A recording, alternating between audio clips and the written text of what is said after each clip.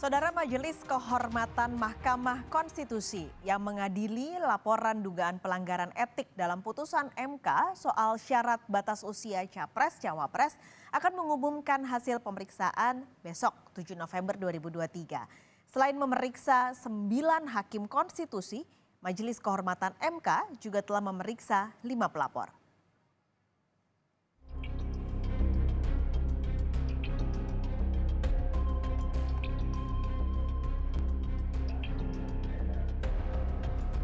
Majelis Kehormatan Mahkamah Konstitusi siap mengumumkan hasil sidang pemeriksaan atas dugaan pelanggaran dalam putusan batas usia minimal Capres dan Cawapres pada 7 November 2023.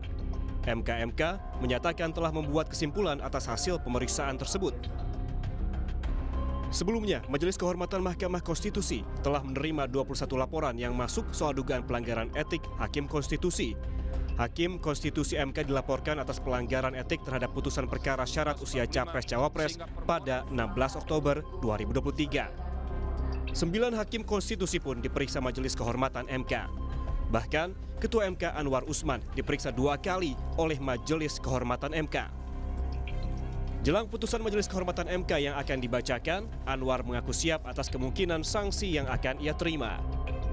Ini ada yang diklarifikasi, terutama juga mengenai ada putusannya atau hasil RPH, hasil rapat permusyawaratan hakim yang bocor. Prof, dengan ini tanggal 7 putusannya dibacakan, akan siap dengan segala sanksi ataupun? Semua harus siap lah. Ya, oke? Terima kasih, Prof. Ya, terima kasih.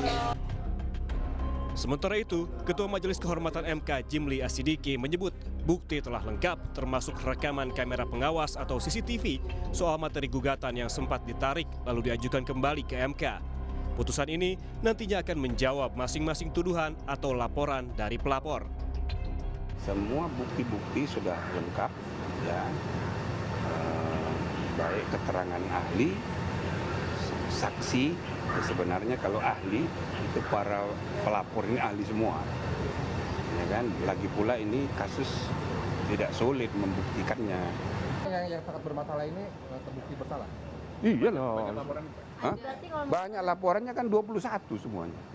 Padahal kami ini ad hoc ditugasi hanya 30 hari, tapi alhamdulillah kita selesaikan 15 hari.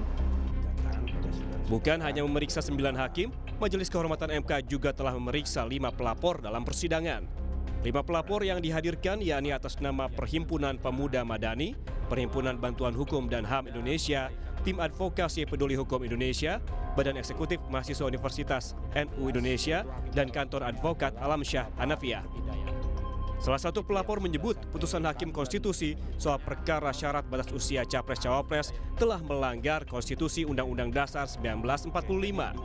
Karena itu, pelapor meminta Majelis Kehormatan MK untuk memberhentikan secara tidak hormat 3 hakim yang menyetujui putusan itu atas nama Anwar Usman, Manahan Sitompul, dan Guntur Hamzah.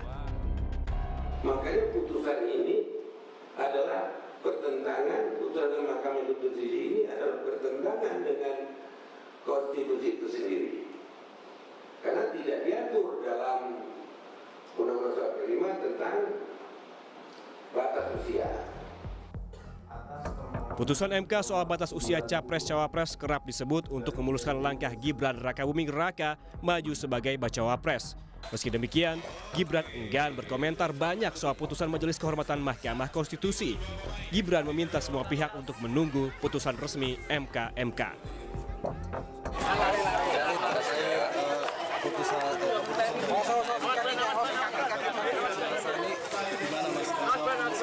Ya ditunggu aja, oke? Makasih. Mas ini nggak khawatir mempengaruhi pencalonan juga? Ya ditunggu aja keputusannya, oke? Makasih. Di sisi lain, Sekjen PDI Perjuangan Hasto Kristianto menilai Majelis Kehormatan MK bisa memberi keputusan yang terbaik dan adil. Hasto mengatakan Mahkamah Konstitusi memang seharusnya berdaulat dan kembali sebagai benteng demokrasi. Ya, kami percayakan pada Mahkamah Kehormatan Mahkamah Konstitusi, percaya pada kenegarawanan dari Prof. Jimli. Ketika pengaduan begitu banyak dari akademisi, dari para ahli hukum tata negara, ini sebenarnya cerminan nurani yang terkoyak. Cerminan rasa luka yang mendalam ketika hukum yang seharusnya mengedepankan keadilan itu sudah dimanipulasi sedemikian rupa demi kekuasaan. Kita nantikan apakah putusan MK terkait batas usia capres dan cawapres melanggar etik. Jika terbukti, maka hakim MK akan diberikan sanksi sesuai tingkat kesalahan. Majelis Kehormatan MK juga dinilai tidak bisa membatalkan putusan Mahkamah Konstitusi. Hanya saja putusan MK bisa digugat lagi untuk uji materi.